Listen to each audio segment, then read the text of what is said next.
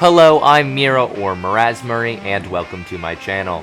Today we will be looking at the Phantom Troupe archetype for Anime Showdown 2. If you are new to the card game, and you don't really understand it, the rulebook and the card game itself are always in the description, but I will explain a feature if it becomes relevant to a card effect. The Phantom Troupe is by far one of my favorite villain groups in anime, and one of my favorite decks in Anime Showdown 2. The deck itself focuses on making rounds pass as its gimmick. It does this with two of its supports, Troupe and Pakunoda. Troupe's ability, Gallery Fake, reads, once per turn, raise the round counter by 1. This counts as a full round for cards with abilities that mention full rounds. Pakunoda has a similar ability called False Memory, which does the same thing, but both players must draw one card when it's activated. These two abilities enable the rest of the Phantom Troupe's abilities. Most of the Phantom Troupe cards have abilities that only activate when a full round passes. One of the best examples of this is Yugovin. Yugovin's ability, Big Bang Impact, reads, every time a full round passes, double this card's stats. When this hits a card, or the opponent's health, it reverts back to its original stats. Yugovin is one of the two main powerhouses you should be working with in a Phantom Troupe deck, because his already good stats being doubled will allow you to get past a lot of high defense cards. The other main powerhouse is Franklin Bordeaux. Franklin Bordeaux's ability, Double Machine Gun, reads, this card can attack an equal amount of times to the amount of full rounds it has been on the field, +1. This ability will let you absolutely slaughter your opponent's cards, as well as deal them 2 crit every time you kill a card because of the Pierce keyword. Now that we've talked about your two main powerhouses, let's talk about your boss. Crollo Lucifer has two abilities. The first is Skill Hunter, which reads, every time a full round passes, choose an ability from a card on either field. This card gains that ability, and the other card loses it. This card loses that ability when that card it stole it from dies. Crollo's second ability affects his summon more than it does his actual gameplay. It's called Guard Me, and it reads, this does not count as a summon if you summoned a Phantom Troupe powerhouse this turn. That means, if you summoned Franklin Bordeaux or Yugovin this turn, you can summon Crollo from your hand for free. Crollo also has Counterattack, which allows him to make an attack when he dies.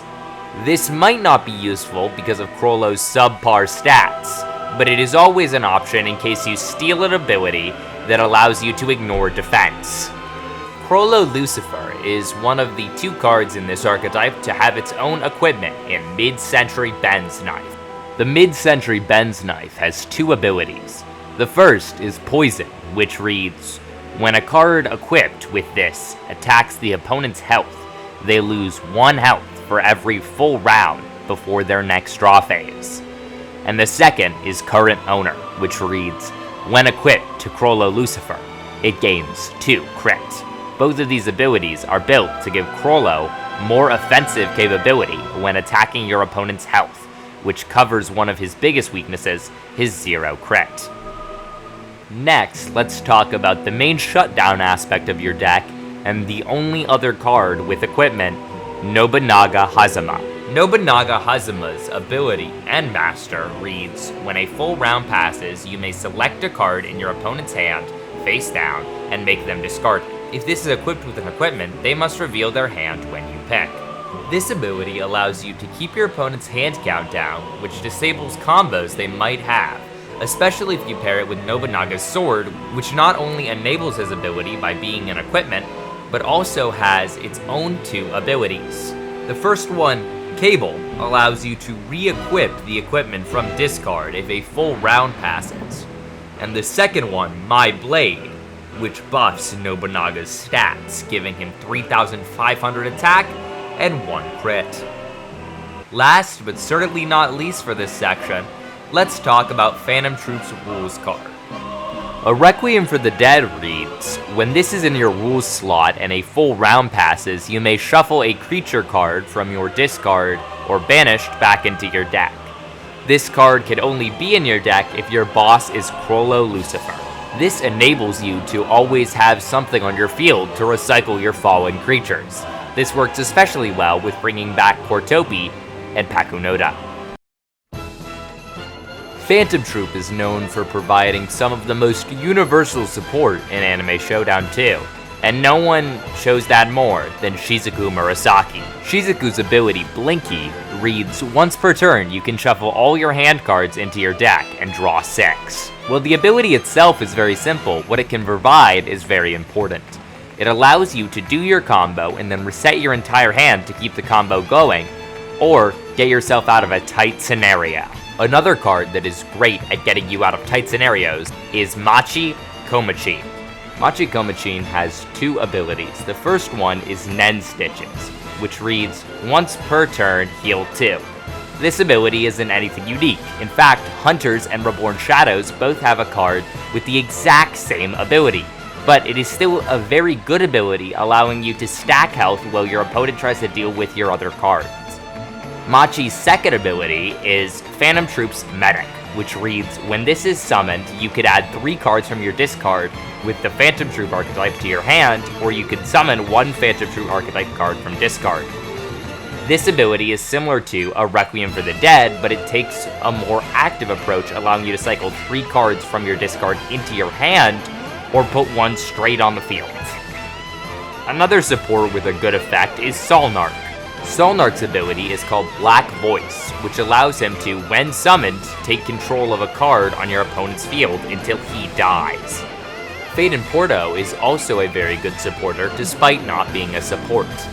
His ability, Rising Sun, reads, when this dies, kill all cards with less than 3,501 defense.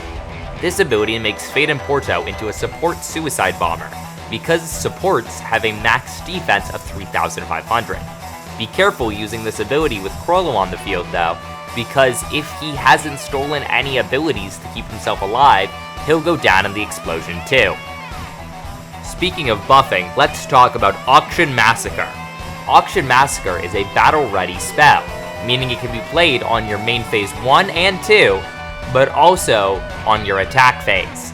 The card itself reads, give all Phantom Troupe cards on either field 5,000 attack until the end of your turn. Auction Massacre a lot of the time will be used to enable your weaker supports like Troupe and Shizuku to get a kill. Speaking of spells, let's talk about Phantom Troupe's other 2 spells, Invasion and Phantom Call. Both of these spell cards enable you to get Phantom Troupe archetype cards from your deck in different ways. Invasion allows you to summon up to 2 Phantom Troupe cards from deck or hand, while Phantom Call allows you to add any Phantom Troupe archetype card to your hand from deck.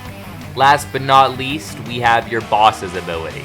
Your boss, which is also named Krollo Lucifer, has the ability Phantom Troupe, which reads, when your health is attacked, you can summon a Phantom Troupe archetype out of your hand or deck.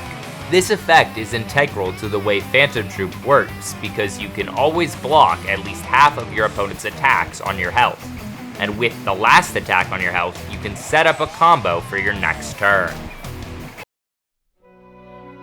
Overall, Phantom Troupe is a unique gimmick deck that can hold its own against some of the strongest decks in the card game. Its gimmick also has the unintended side effect of stopping cards that mentioned last round, which is very useful. It's a solid 4 out of 5 archetype, not being busted, but still being able to hold its own against busted decks. Wanting to keep the video brief, I didn't go over a couple cards that are in the Phantom Troupe archetype, but you can always read them in the card game itself, which is linked in the description.